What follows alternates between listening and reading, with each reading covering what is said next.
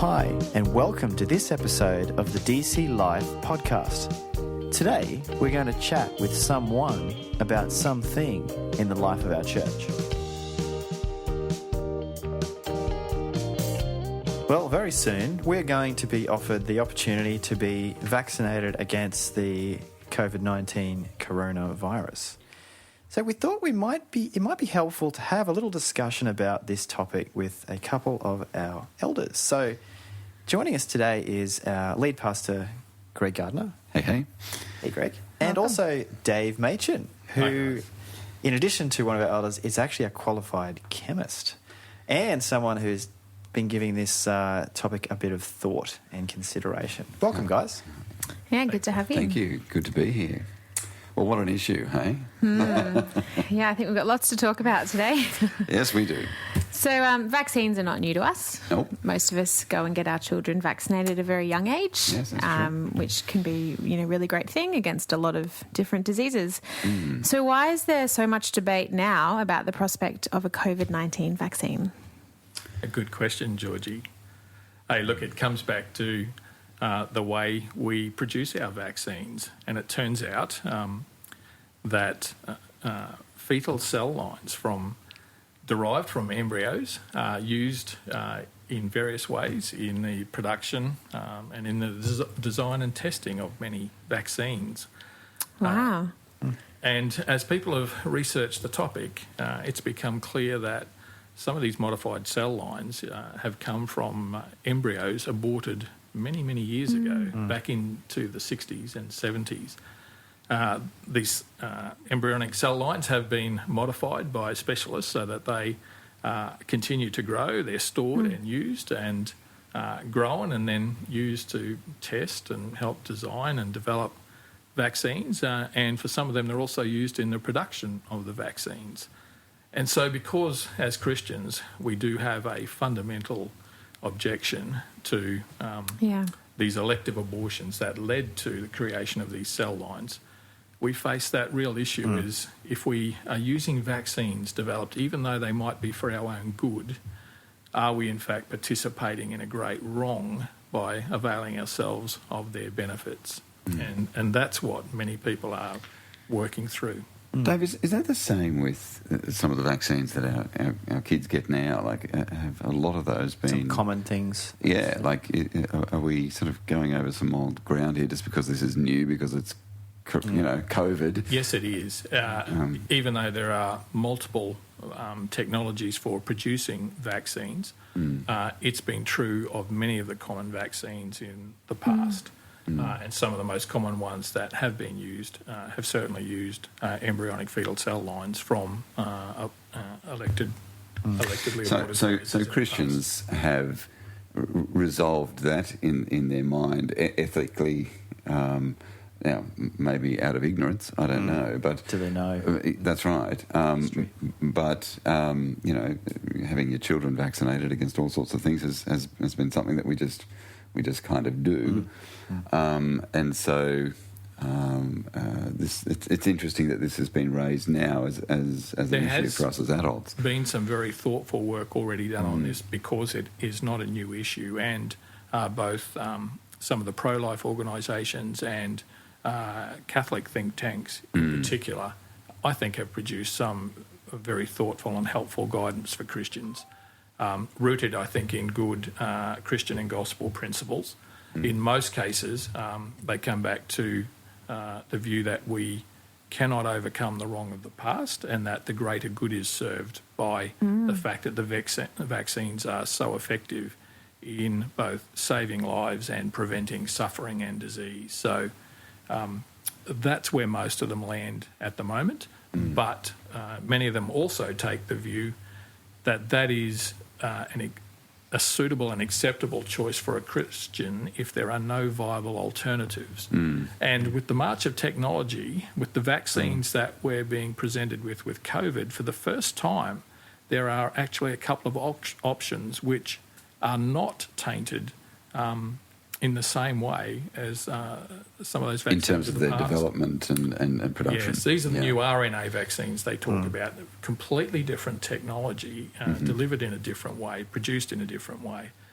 Some of them will have used these embryonic cell lines in their initial design testing phases in a limited way, but they don't come with the taint of being produced out of these embryonic cell lines. And so that there are many Christians for the first time think that, well, maybe these present a more ethical choice for Christians.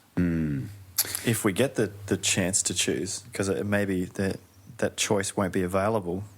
Yeah, if it's a timing thing, and I think you're timing right. and cost. I think you're right, Nathan. That, it looks like the vaccine that we're, the average Australian is going to be offered is probably the Oxford one, as they refer to it as being AstraZeneca. Is that right? Yes, and it is the vaccine that is cheaper and easier to distribute, but it's produced with the old technology and has definitely been produced out of the embryonic cell lines, whereas the first two approved vaccines were the newer technology stuff. So the Pfizer vaccine, for example, and the Moderna vaccine, they were examples of the RNA vaccines, and they were, even though they were more expensive and more difficult to distribute and had to be kept at very cold temperatures, they in fact weren't produced in the same way. So that's a complexity for the choice, that they might be more expensive and more difficult to use. So you've alluded to the fact that this is an argument that's been going on for a long time. So Christians obviously have argued back and forth for a long time, but there seem to be a couple of major principles. I know you've already mentioned sort of the greater good and then the ethical response as well. So what are some of the principles that we should be thinking about around this argument? Yeah, and where do we find them? I mean, that's the attempt to apply some wisdom to, and in accordance with Christian guidance, to work through our problems, because these are novel and new, and technology keeps presenting us those challenges as to whether individual technologies are good or bad, and it often comes back to our intentions and how we use them. So the greater good, I think, derives just from the principle of love your neighbour. And that gets dealt with in Scripture quite a lot. It's very helpful, I find, if you go back through to Romans 13 and 14. Paul talks a lot through the issue there. And in that context, he was really dealing with different circumstances, how people dealt with various days and treated different things, particularly food, substances. And so those who had come from a Jewish background had a different struggle to those who were from a Gentile background. And so he's good at distilling some of those principles, including the fact that when we deal with one another, those things that come from loving one another, loving our neighbours well, serving them well, is a fulfilment of the law. And so that, I think, is one of the greater principles, what comes back to alleviating suffering, dealing with people's wounds. I think the great parable of the Good Samaritan is a great example of that you would go out of your way and take time to deal with someone who needs medical attention, who is hurting and who needs assistance, and we would do so to the best of our ability. So with the greater good argument then, it's that something bad has happened, an unborn baby has been aborted, and so that's not good. We ethically we don't believe in abortion. We believe the Bible teaches that is murder, and all life begins at conception. But the cell lines we understand that have been derived from a baby that was aborted back in the 1960s and 70s and so forth. The baby wasn't aborted for that reason. It was an aborted baby, and then as a result of that, a cell line was taken there that has been used then to develop these vaccines. So it would be like if someone has a bank robbery gone wrong and someone's been murdered, but they find that they've got an organ donation tick, and so organs are then harvested from that victim in order to help another person. So there's the greater good principle in action there. And so, can we make that argument here? Which I think there is a there is a case that we can make, for this, because it's not like babies continue to be aborted so that these vials of vaccine can be produced and sent around the country. Like, we're not continually aborting babies, so this would happen. So it's something good that's come out of something that wasn't good for the benefit of mankind in this case. And so, but it's a tough one, and that leads into then this other principle, Dave, doesn't it, of the weaker brother principle. So if I've got a fellow Christian who is really offended by that and so forth, then how should I then respond, to them because of the offence that they take against this, and what should my reaction be? And I think the verses you mentioned there, Dave, in 1 Corinthians, where they were dealing with the meat offered to idols issue, is it comes to the fore with this as well. We don't want to harm the conscience of a fellow believer, but at the same time, we do want to be a good Samaritan. So there's the Good Samaritan principle coming back into the situation. Yeah, Paul's interesting. As he's discussing that as an issue, he leaves room for people to make a decision in good conscience. And so I think in many of these issues, there may not be just one right answer. We may find that even though there's a great benefit in it, that it's legitimate enough for Christians if they do not want to participate in a particular vaccine because they find it's may have had been tainted by the original abortion, that there's room for that. And Paul's discussion of those sorts of issues, both in Romans 14 and in 1 Corinthians, makes room for believers to respectfully disagree with each other. And in fact, he encourages what is really interesting. He encourages those who are stronger in the faith, because he gives us a lot of freedom of conscience. And he works from the basis, well, idols aren't really anything anyway, so you don't have to worry too much about what you eat making you sinful. That's a false line of reasoning. But for those who are troubled by it, he says, you've got to work through those issues, and if you eat for the wrong reasons, then he says, well, that is not good. It's not good to violate conscience. And the end of Romans 14 actually finishes with an interesting statement. It says, that we should be proceeding in faith in terms of what we do, and that if we do things that don't proceed from faith, that is sin for us. So there's a strong encouragement to make our choices as wisely as we can, and then to proceed from that. Paul was concerned with relational harmony, and I think if there's something that I'd like to get across in our little time together is that I want us to guard against disunity coming into the church. I would like us to not be driving at very simplistic answers one way or the other, because it is a complex issue, and to be going hard with one another to say you should do this or you shouldn't do that, rather than understanding that there's nuance to this, there's complexity to this, and everyone's got to arrive at their own decision for themselves.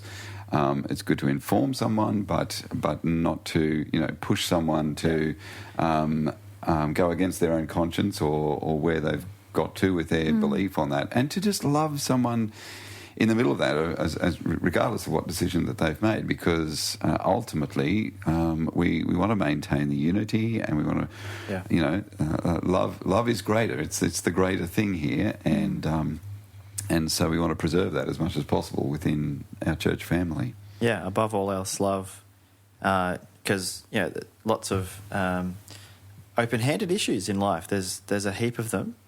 This would be one that fits into that open-handed category fairly well. It also gets tricky because you sometimes have to make your decisions based on just what you know at the time.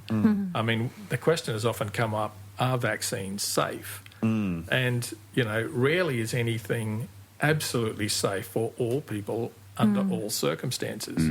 And when you look back into history, there have been clear examples of failures in medicines.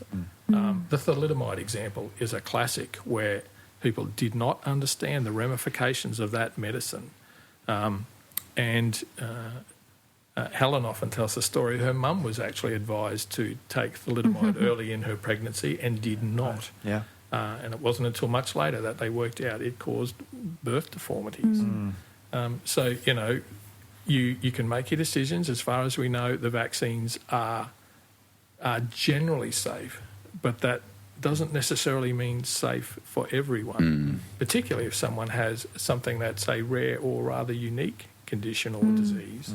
Yeah, and look, we can't pass comment on the efficacy of a particular vaccine or say, look, this is going to be great for you.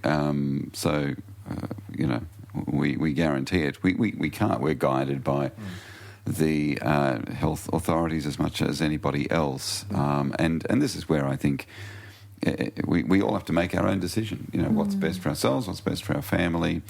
We want to weigh up all of the issues. We want to be aware of as many of the issues as we can. We do want to be informed as Christians about these things, and then we make a decision about that, and we seek to love our brothers and sisters in the process of making that decision and how we debate and discuss that decision, particularly on social media. Guys, be kind to each other on social media. Like let's have good, loving conversations, maybe in person, rather than getting into the Twitter sphere with it. But there is, of course, another ethical issue that then comes out in terms of the role and authority of government, because the additional ethical issue that is looming for Christians as well is, what happens if the government mandates the use of the vaccine, and for who, and how should people then respond to that? And is it a fair thing? Can you then, in good conscience, refuse to take a vaccine and become a conscientious objector? And so that's, again, where the Scripture has principles to speak to that, including scriptures that indicate to us we should both submit to and respect the authority of our lawful governing authorities. Romans 13 comes to mind. Yeah. Look, I mean, as I read the situation, I think it's unlikely that they'll make it compulsory, but I think what we will probably see is things like, you won't be able to fly on an aeroplane, or you won't be able to be a health worker, or you won't be able to get a Centrelink payment or something like that. If you some kind of there'll be a flow-on consequence if you decide not to have the vaccine. So I think they'll probably allow that liberty of conscience or liberty of choice there, but if you choose not to, then it's going to restrict a whole bunch of things in your life, and so that's probably how they're going to get more people vaccinated than maybe they would have otherwise, and so therefore it is those extra things that we're going to have to weigh up as followers of Jesus, and seek to make a decision that is honouring to the Lord, and I think all in all, if you just think about COVID-19 in general, 18 months ago, none of this was even, it was nothing. COVID, no nothing, let alone a vaccine. Yes. And in such a short amount of time, not only can things change, but we need to be hearing about things and knowing what to do and being led by various people. And I think one thing we've learned in the last 18 months is to be careful where we find out that information, and to know that we are getting the right information. And then when we start talking about vaccines, I think we now see the importance of being well educated about what's going on, about where they've come from, or the benefit of them, or how they're going to be rolled out, or how they've been researched, and be careful about where we're getting our information. You mentioned Facebook before, and how that often comes up, and we've seen it in lockdowns and in governmental directions and whatnot. It can be good, it can be bad. I know a lot of what we've talked about today some of it's been new to me. I wasn't aware of various issues, and that's scary in some ways that you can just not know something, but also really great that we have this avenue to educate and to find out. So probably a great encouragement for us all to just be really wise. Like you said, it's a conscience decision. Be speaking with the Holy Spirit in that as well, and what the Lord might be saying to you, but just be well informed and well educated. So to land the plane here, Dave, what are we advising people to do here?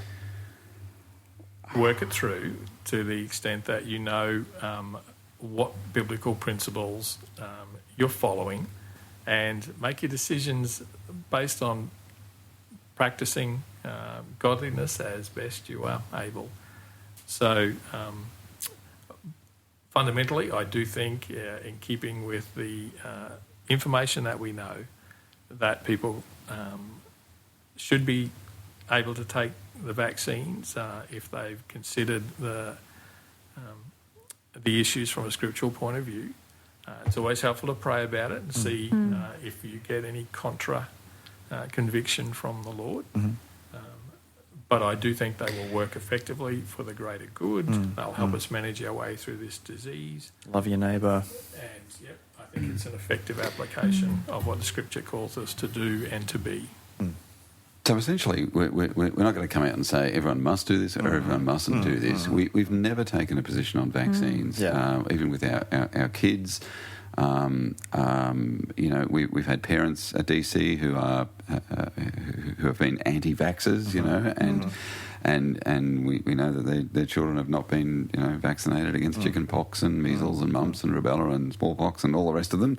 And then there are those who choose, no, I am going to have my children vaccinated against those things. So, but we ask each parent, you weigh up that situation and you make an informed decision for yourself. And that's the same position we're going to take with the COVID-19 vaccine as well.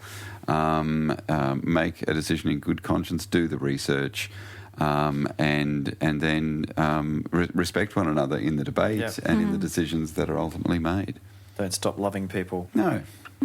Dave, if people want to do a bit more of their own research, there are some websites that might help, sort of a good, helpful things that people can I think if people want a strong Christian perspective, check out sites like the Gospel Coalition. I've also found Creation Ministries, again, very helpful, very thoughtful. They bring a scientific and technical basis to a lot of their answers as well. So they will do good research on your behalf. They'll look at the technical issues that sit behind the design and development of these products. So and consider them from a godly, scriptural point of view. There is a lot more than just them out there as well. So judge what you see by its content and how well it reflects a discussion and application of good and godly principles. Yep. That's good. Well, thanks guys for coming in, addressing a topic that's relevant, a little heavy. Yeah. But I think worthwhile, and hopefully people have found that to be helpful and absolutely to be them informed and And look, Nathan, happy to chat through. Dave, Sly, I'm sure you are as well. Any of the elders at DC, happy to have a chat with folk and to talk it through in a helpful way. But hopefully we could, we feel like we've done that a little bit through this podcast. But if anyone would like some follow up, we're certainly happy to do that as well. Yeah, absolutely, very helpful. Thank you. Thanks, guys. If you'd like more information about what's going on at Disciples Church, check out our website or email us at podcast@disciples.org.au if you have any questions or feedback. Thanks for listening in. We'll catch you next time.